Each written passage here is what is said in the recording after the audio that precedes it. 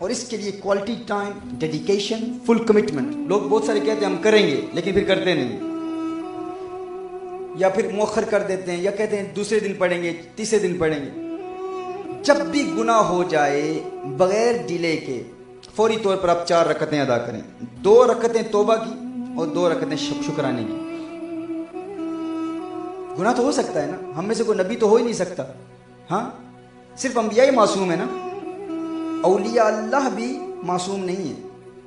لیکن اولیاء بھی گناہ کر سکتے ہیں، یاد رکھیں. ولی اللہ گناہ کر سکتا ہے لیکن ولی اللہ گناہ کے بعد توبہ میں تاخیر نہیں کرے گا. یعنی اگر کوئی نجیب ہے یا نقیب ہے یا کتب بھی ہے، اگر کوئی کتب گناہ کر لے تو وہ مقام کتبیت سے محروم نہیں ہوتا. مثال کے طور پر کوئی کتب جھوٹ بول لے، مقام کتبیت پر فائز ہے، کتب ہے، اپنے دور کا کتب ہے. اگر اس سے گناہ ہو جائے تو اس کا مطلب یہ نہیں ہے کہ کوئی کتبیت سے نیچے آ جائے گا، پھر نجیب بن جائے گا، نقیب بن جائے گا، یا عام صالح بن جائے گا، عام ولی بن جائے گا. نہیں، کتب ہی رہے گا. شرط یہ ہے کہ وہ توبہ میں تاخیر نہ کرے. یعنی وہ ڈاؤن گریڈ اس وقت ہوگا، اپنے مرتبے سے نیچے اس وقت آئے گا جب وہ توبہ میں تاخیر کرے گا. اگر گناہ ہو گیا، عام لوگوں اور ولیوں میں فرق یہ ہے کہ اللہ کے پیاروں سے اگر گناہ ہو جائے وہ توبہ میں ڈیلے نہیں کرتے، فوراً توبہ کر لیتے ہیں، ان کی روحانیت کا وہ مقام قائم رہتا ہے. لہٰذا یہ نہ سمجھے گناہ نہیں ہو، گناہ ہو سکتا ہے، لیکن اگر گناہ ہو گیا تو فوری طور پر ہم نے 4 رکعتیں پڑھنی ہیں. کیا؟ 2 رکعتیں توبہ کے نفل اور 2 شکرانے کی. اس سے شیطان کو بہت تکلیف ہوتی ہے، کیونکہ شیطان نے سب کچھ کیا. یاد رکھے، پوری دنیا زمین میں کوئی ایسی جگہ نہیں جہاں اس نے سجدہ نہیں کیا. ہاں، شیطان نے اللہ کی بہت عبادت کی. ایک کام شیطان نے نہیں کیا، وہ کیا ہے؟ اس نے شکرانہ ادا نہیں کیا. اس نے اپنے کسی عمل پر اللہ کا شکر ادا نہیں کیا. یہ شکر کے عمل سے شیطان کو بہت نفرت ہے. شکر کے عمل سے شیطان کو بہت نفرت ہے. دیکھیے، جب انسان گناہ کرتا ہے، اگر آپ گناہ نہ کریں تو شیطان کو تکلیف ہوگی نا. شیطان کو تکلیف ہوگی اگر آپ گناہ نہ کریں. وہ چاہتا ہے آپ جھوٹ بولیں، آپ کہتے ہیں نہیں بولوں گا، آپ نہیں بولتے. اس سے شیطان کو تکلیف پہنچتی ہے، پہنچتی ہے کہ نہیں؟ تکلیف ہوتی ہے نا.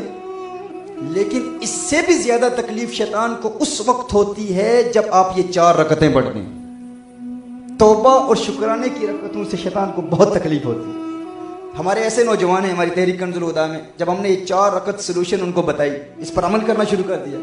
کچھ بھائیوں نے کہا کہ پہلے دن میں نے 40 رکعتیں پڑھی.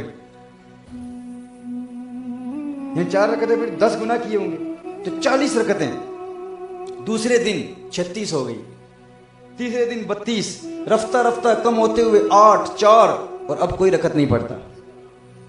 وہ اس لیے، اس کی وجہ کیا ہے؟ اس کی وجہ یہ ہے کہ ان 4 رکعتوں سے شیطان کو تکلیف ہوتی ہے. آپ کسی عورت کو دیکھ رہے ہیں، پہلی نظر سے دیکھا، اچانک اپنے نظر جھکا لی. اب دوسری مرتبہ شیطان کہتا ہے دیکھ، یا کوئی مووی آن کی، یا کوئی جھوٹ بولنے والے ہیں، غیبت کرنے والے ہیں، گناہ کرنے والے. تو اب کیا ہوا کہ شیطان فوراً کہے کہ وہ گناہ کر. آپ نے نہیں کیا تو شیطان کو تکلیف ہوئی. لیکن اگر آپ نے گناہ کر لیا نا،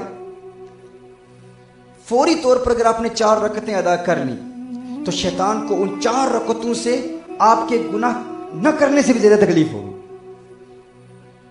گناہ نہ کرنے سے بھی زیادہ تکلیف 4 رکعتوں سے ہوگی. توبہ کے عمل سے اور شکرانے کے عمل سے شیطان کو اس قدر نفرت ہے. تو پھر کیا ہوتا ہے جب آپ گناہ کرتے ہیں اور اسے یقین ہو، جب شیطان کو یقین ہو کہ گناہ کرنے کے بعد یہ مجھے سزا دے گا 4 رکعتوں کے ساتھ، 2 رکعتیں توبہ کی اور 2 رکعتیں شکرانے کی، تو شیطان کیا کرے گا؟ آپ اس حسین عورت کی طرف دیکھنا چاہتے ہیں، وہ کہے گا نہ دیکھ، نہ دیکھ،